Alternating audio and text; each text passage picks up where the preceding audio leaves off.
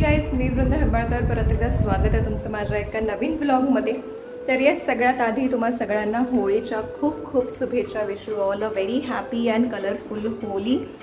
तर आजचा जो व्लॉग आहे तो ॲक्च्युली घरातला व्लॉग आहे। तर गडिंग्लजमध्ये जिथे मी राहते कोल्हापूरमध्ये खूप छान होली असते, म्हणजे होळी दहन जे म्हणतो, होलिका दहन जे म्हणतो, ते खूप सुंदर असं एक सामूहिक होली दहन असतं पूर्ण कॉलनीचं मिळून एक।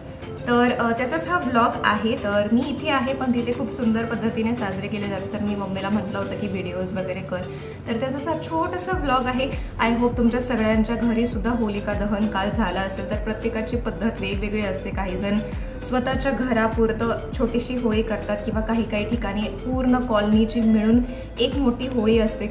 तर एक वेगळाच तो अनुभव असतो, एक्सपिरियन्स असतो। आणि माझ्यासाठी स्पेशली 2025 पासून आता जे सण चालू आहे, तर पहिला मकर संक्रांती झाली, महाशिवरात्री, आता होळी आणि आता एक 15 दिवसांनी गुढीपाडवा आहे।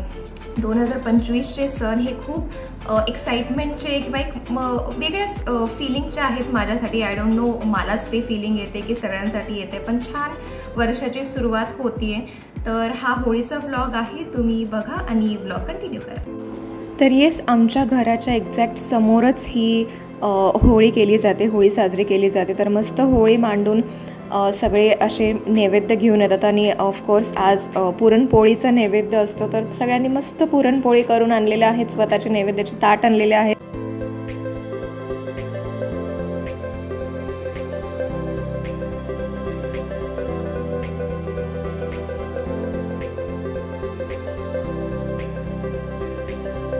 आणि इथे मस्त आरती करतोय आणि मग पुरणपोळीचा नैवेद्य।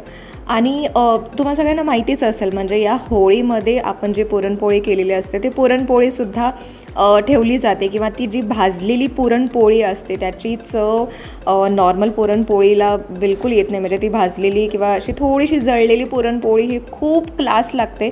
म्हणजे मला तर खूप आवडतं, इतर लोक तुम्हालाही सगळ्यांना खूप आवडत असेल, तर तीही मजा एक वेगळीच असते।